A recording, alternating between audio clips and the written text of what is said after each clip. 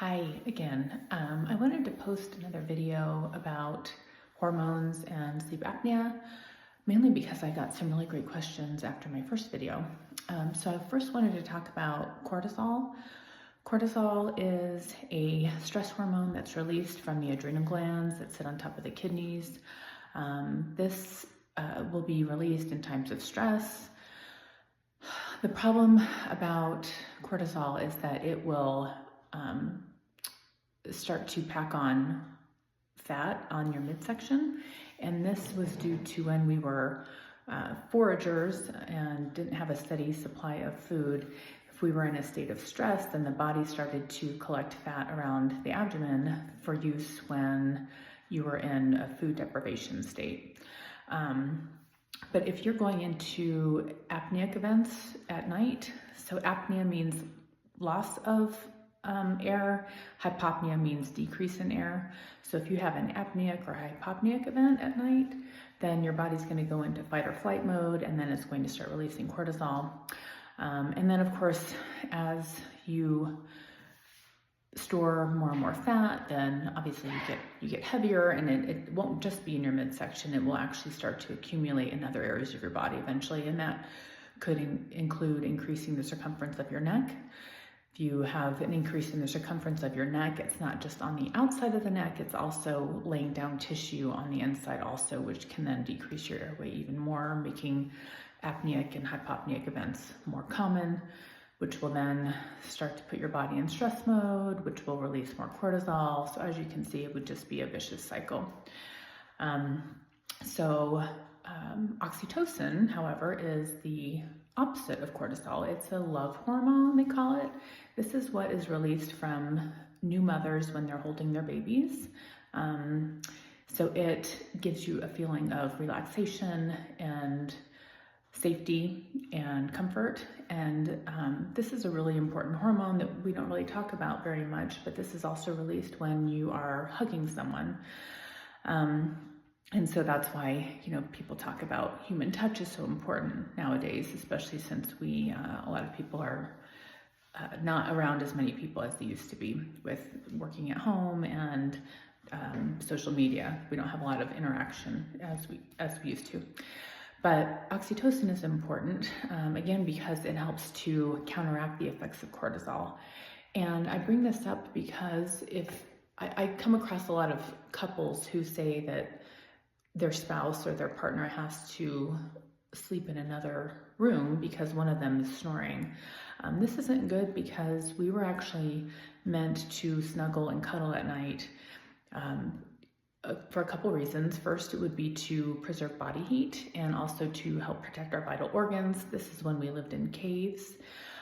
Obviously, we don't live in caves anymore, so these are typically not a priority for us because we can have a constant temperature in our bedroom, and we really hopefully are not having to protect our vital organs. But it's still something that our body craves and needs, and again, oxytocin then can help override the effects of cortisol. So again, if you think it's common to have to sleep in a separate room from your spouse or your partner, that's actually not a good thing. So if it's because of snoring, then that's something that your physician and your dentist can help you with. Another hormone that I wanted to mention is leptin. Leptin is a hormone that's released from fat cells. So this helps to regulate appetite. If you have enough fat in your body, your leptin cells, the leptin from your fat cells will be secreted appropriately so that you won't be overeating. Now, if you're not getting into REM sleep is one of the 4 stages of sleep, and we can go over that in another video. If you're not getting into REM sleep or deep sleep, then the leptin is not going to be secreted appropriately. In fact, you're going to probably be not secreting as much because your body thinks that if it's waking up several times a night because it's not getting air, then it thinks it's ready to get up and start eating. So it won't be secreting leptin. It will be withholding that because it thinks the body needs energy to get up and start functioning for the day. Another hormone is ghrelin, and that is released from the stomach. It is an appetite increasing hormone. So typically if your body is secreting ghrelin, it's looking for energy sources. So you will be craving high carbohydrate foods such as donuts, sweets, something high in sugar, because your body knows that it can use that as quick energy. So again, if you're not getting into REM sleep or deep sleep, and you keep waking up and having apneic or hypopneic events at night, and your body's waking up to breathe, whether or not you're aware of it, then your body thinks it's time to get up and start eating. So you'll be craving these foods if you're not getting fully rested at night. I did want to talk about children and sleep disordered breathing. This is a really important subject that a lot of parents don't know about.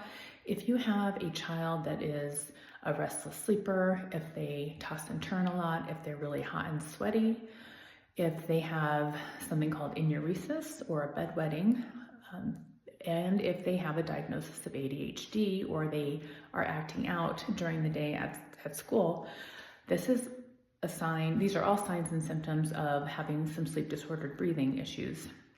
So if your child is tossing and turning, that's typically because they are waking up several times a night because they're not getting air. If they're sweating, that means that their adrenal glands are going and they're having to go into fight or flight mode because they may be not getting adequate air and getting into restful sleep. If they're grumpy in the morning and can't get out of bed, that's also a sign that they're not getting into restful sleep. And then a diagnosis of ADHD, that is, and I'm not saying that there isn't a true diagnosis for ADHD, but I have found that there are a lot of times when the child actually does not have ADHD, they're just not able to sleep at night. So what do we do when the child has ADHD? We are prescribing them medications that is actually a form of speed. So Ritalin, for example, is a form of speed. And that is to rev up the body so that it doesn't think it's tired. And that's what helps them calm down.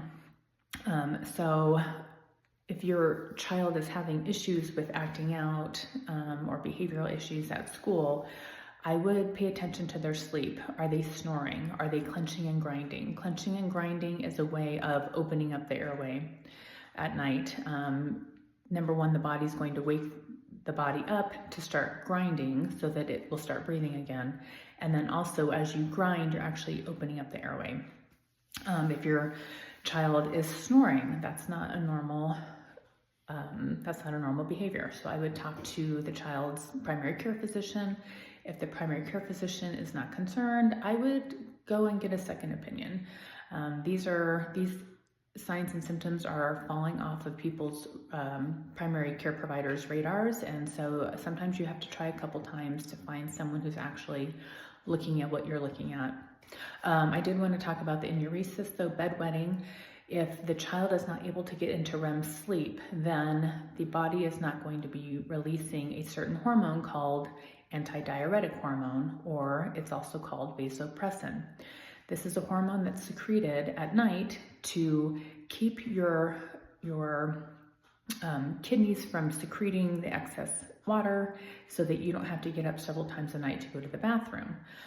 Well, if you're not getting into REM sleep or deep sleep, the body doesn't know that you're sleeping, and so it's going to not be releasing the antidiuretic hormone, ADH or vasopressin, appropriately. So children can have bouts of bedwetting. This can actually happen to adults also, but adults tend to have better